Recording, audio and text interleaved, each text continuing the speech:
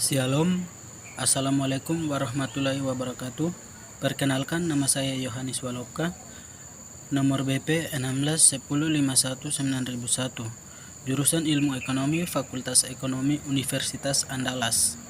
Pada kesempatan kali ini saya akan menjelaskan mengenai alternatif ekspektasi pada mata kuliah Teori Ekonomi Makro dengan dosen pengampu saya, yaitu Bapak Dr. Fajri Muharja SE MSI. Baik, sebelum masuk pada materi, terlebih dahulu saya akan menjelaskan mengenai teori makroekonomi.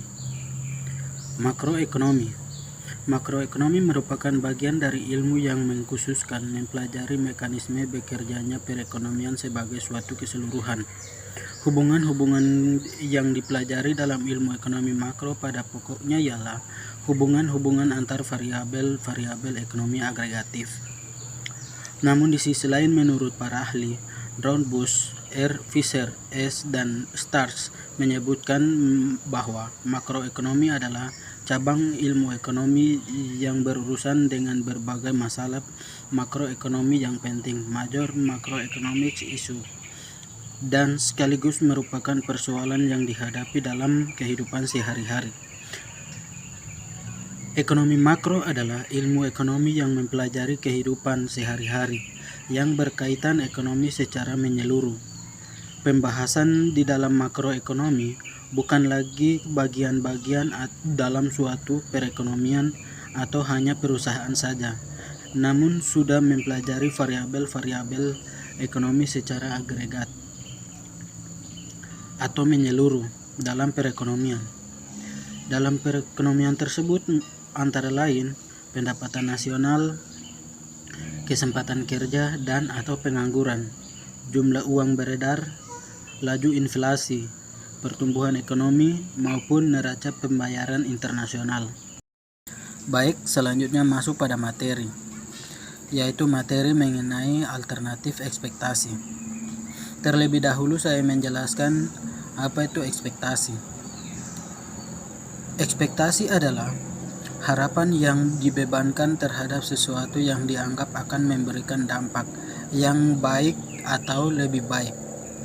Ekspektasi tersebut di suatu harapan atau keyakinan yang diharapkan akan menjadi kenyataan di masa depan sesuai dengan keinginan, di mana untuk mencapai yang harus dengan tindakan nyata. Ekspektasi tersebut memiliki 3 poin, yaitu yang pertama, ekspektasi di bidang ekonomi, yang kedua, ekspektasi di dunia kerja, yang ketiga, ekspektasi dalam hubungan manusia. Ekspektasi di bidang ekonomi. Ekspektasi ekonomi ialah suatu harapan maupun prediksi mengenai perkembangan perekonomian pada periode waktu yang akan datang. Ekspektasi ekonomi tersebut dapat meliputi berbagai hal seperti inflasi, jumlah pengangguran, pertumbuhan produktivitas, dan neraca perdagangan. Lalu selanjutnya, ekspektasi di dunia kerja. Ekspektasi di dunia kerja dialami oleh perusahaan dan juga karyawan. Ekspektasi kedua pihak ini, perusahaan dan karyawan, seringkali tidak sesuai dengan kenyataan. Dari sisi perusahaan, memiliki ekspektasi untuk mendapatkan karyawan yang mampu memberikan kontribusi besar bagi perusahaan dengan gaji murah. Sedangkan dari sisi karyawan, memiliki ekspektasi gaji tinggi dan fasilitas yang membuatnya merasa nyaman dengan kerjaan mudah. Lalu selanjutnya, yaitu ekspektasi dalam hubungan manusia. Dalam hubungan antar manusia, seringkali masing-masing individu memiliki ekspektasi terhadap individu lainnya. Seseorang dapat melakukan apapun untuk mewujudkan keinginannya, namun seringkali yang terjadi tidak sesuai ekspektasinya. Baik, selanjutnya, alternatif ekspektasi ketidakstabilan dalam makroeconomics. Ekspektasi ketidakstabilan dalam makroeconomics ini memiliki 3 bagian, yaitu yang pertama, situasi di mana pelaku ekonomi memiliki informasi yang tidak lengkap mengenai variabel eksogen. Yang kedua, situasi di mana pelaku ekonomi dalam pengambil kebijakan ekonomi tidak memiliki informasi yang lengkap mengenai parameter slope dari model. Lalu yang terakhir, yang ketiga, situasi di mana bentuk fungsi hubungan makroekonomi yang penting tidak ketahui secara pasti. Namun kondisi ketidakstabilan tersebut sering membuat instrumen-instrumen ekonomi yang telah dibangun tidak mampu bekerja dengan baik. Lalu selanjutnya yaitu bentuk-bentuk ekspektasi.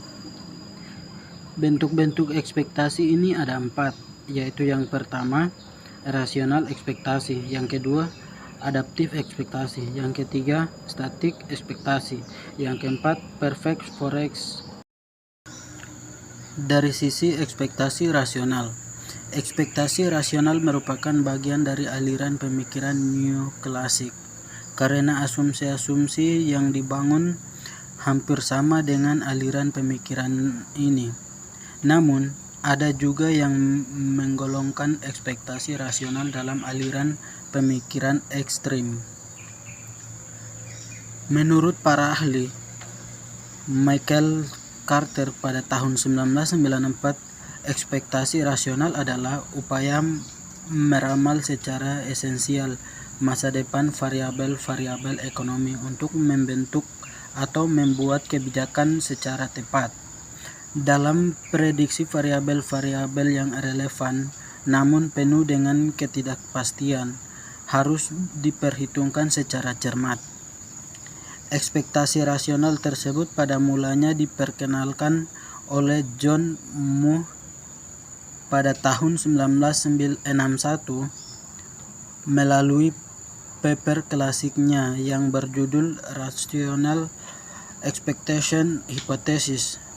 Namun demikian, perbedaan ekspektasi rasional semakin berkembangnya dan dengan adanya studi oleh Lucas pada tahun 1973 dan pada 2 paper seri dari Barrow, yaitu pada tahun 1977A dan pada tahun 1978B.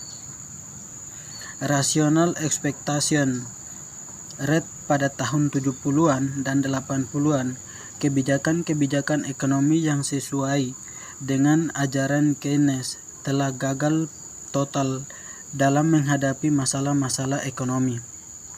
Kegagalan tersebut melibatkan pemikiran ekonomi baru yang disebut aliran gelombang baru, New Wave, aliran menuju kembali premi-premi yang digunakan kubu Keynesian. Orang-orang yang mengikuti ajaran Keynes yaitu perlunya campur tangan pemerintah seperti penerapan kebijakan dan pengaruh ekspektasi terhadap pola konsumsi masyarakat. Asumsi dasar. Asumsi dasar dari rasional ekspektasi tersebut bagi bekerjanya model ekspektasi rasional. Asumsi dasar bagi bekerjanya model ekspektasi rasional ini adalah yang pertama, ekspektasi ini didasarkan pada informasi yang lengkap yang dimiliki oleh semua pelaku ekonomi, baik itu konsumen, produsen, simetris. Informasi yang lengkap ini bukan hanya meliputi informasi masa lalu atau yang baru dialami, tetapi juga informasi tentang masa yang akan datang. Terus yang kedua, berdasarkan informasi-informasi tersebut, pelaku ekonomi akan melakukan tindakan yang rasional. Tindakan rasional tersebut yang dimaksud di sini adalah produsen cenderung untuk memaksimumkan profit dengan kendala faktor-faktor produksi, sedangkan konsumen cenderung memaksimalkan utility dengan kendala income. Pelaku ekonomi yang rasional akan senantiasa berpegang pada prinsip tersebut, terutama dalam menghadapi berbagai perubahan yang timbul dari aspek makroekonomi seperti inflasi dan perdagangan atau pengangguran. Lalu yang ketiga, pelaku-pelaku ekonomi mengetahui dengan baik implikasi-implikasi tersebut dari berbagai kebijakan yang akan dijalankan oleh pemerintah. Pengetahuan seperti itu terutama dapat dari pengalaman-pengalaman di masa lalu. Baik, selanjutnya masuk pada pendekatan grafis. Pada pendekatan grafis tersebut, pada kondisi keseimbangan ekonomi mula-mula berada di titik EQ, sedangkan perekonomian berada pada tingkat kesempatan kerja penuh dan tingkat harga adalah PQ. Nah, dari kedua grafik tersebut memiliki dua terantisipasi, yaitu yang pertama terantisipasi, terus yang kedua tak terantisipasi. Nah, ini adalah salah satu hipotesis Rates dan perubahan permintaan agregat. Nah, itulah pada grafik tersebut. Baik, selanjutnya masuk pada pendekatan secara matematis. Nah, bayangkan bahwa suatu ekonomi terdiri dari banyak pasar atau pulau yang terpisah secara geografis. Dinotasilkan bahwa pasar atau pulau ini sebagai Z, di mana Z dapat merupakan angka antara 1 dan jumlah pulau, buka kurung N, tutup kurung. Dalam tipe ekonomi tersebut, kita mulai modelkan dengan menuliskan supply output pada pasar ke Z sebagai berikut. Y pangkat S, buka kurung Z, tutup kurung T, sama dengan B0 tambah B1, buka kurung P, buka kurung lagi Z, tutup kurung T kecil, kurang E besar T kecil, buka kurung Z, tutup kurung P T kecil, buka kurung, di mana Y kuadrat S, buka kurung Z, tutup kurung T kecil sama dengan jumlah output yang disuplai pada pasar Z dalam periode T. P, buka kurung Z, tutup kurung T kecil, adalah harga output pada pasar Z di mana dalam periode T.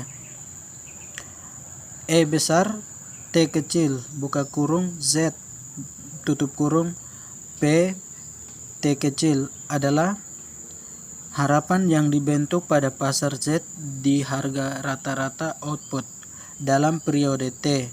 PT menggunakan semua informasi yang tersedia pada pasar ke Z pada awal periode T. B0 dan B1 adalah koefisien. B1 adalah positif. Nah, dari pendekatan secara matematis di atas tersebut masuk ke persamaan. Persamaan selanjutnya dari model itu menyatakan hipotesis sederhana mengenai permintaan untuk setiap pasar. Nah, itu secara matematisnya bisa dilihat pada tabel di bawah ini atau rumus di bawah ini, di mana Y kuadrat S, buka kurung Z, tutup kurung T kecil sama dengan A0 tambah M T kecil sama dengan E besar, buka kurung Z, tutup kurung P PT tambah E Z, buka kurung Z, tutup kurung T kecil, di mana Y kuadrat S, buka kurung Z, tutup kurung T kecil adalah jumlah output yang diminta pada pasar Z dalam periode T. M kecil T kecil adalah jumlah rata-rata nominal uang yang dimiliki pada periode T. Untuk selanjutnya, Z, buka kurung ZT adalah suatu acak variabel yang tidak terkorelasi secara berseri dengan main sama dengan 0 dan konstan keragaman 0 kuadrat 2 tambah T kecil. A0 sama dengan suatu koefisien. Semua variabel dinyatakan sebagai logaritma. Selanjutnya, persamaan ketiga dalam model menunjukkan proses di mana jumlah nominal uang rata-rata yang dimiliki ditetapkan. Agar tetap sederhana, kita sebaiknya mengasumsikan bahwa jumlah uang ditetapkan oleh permintaan dengan proses sebagai berikut. Lihat pada rumus di bawah ini, yaitu M kecil T kecil sama dengan M kecil T kecil kurang 1 tambah G atau U T kecil, di mana G adalah suatu konstan dan O adalah suatu acak. Suatu error tidak berkorelasi dengan mean sama dengan 0 dan koefisien keragaman 0 kuadrat U. Seperti yang sudah dibahas pada bagian 2 di atas tersebut, model dibentuk dengan asumsi bahwa harga untuk setiap pasar atau pulau bergerak setiap periode untuk menyesuaikan dengan supply dan permintaan untuk setiap pulau. Jadi untuk setiap pulau dapat kita tuliskan dengan asumsi Y kuadrat buka kurung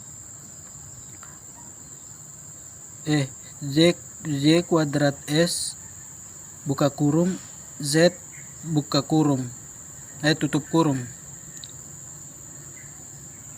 sama dengan Y kuadrat D buka kurung Z tutup kurung T.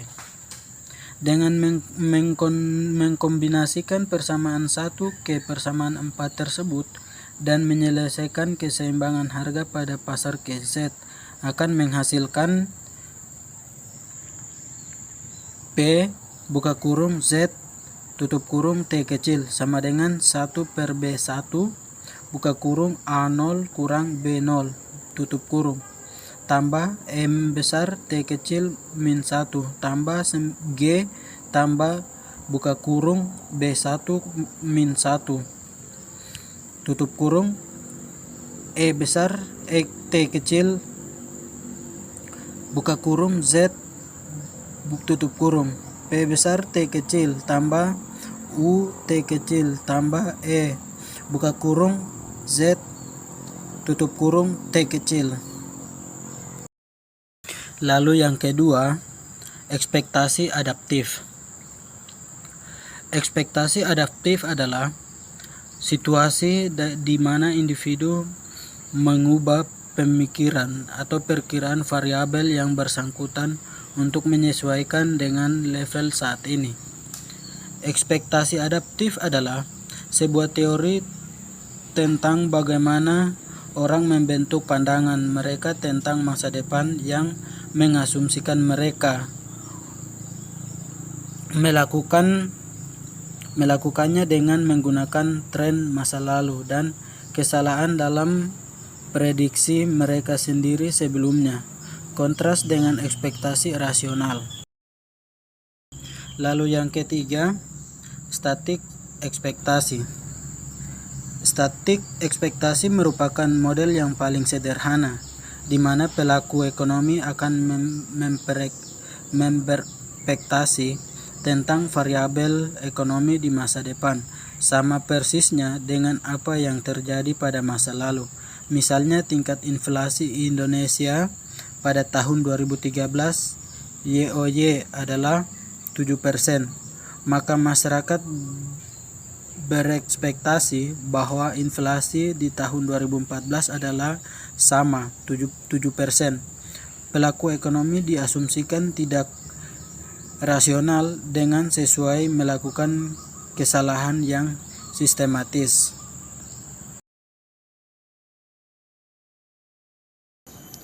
Baiklah, itulah hasil penjelasan mengenai materi alternatif ekspektasi.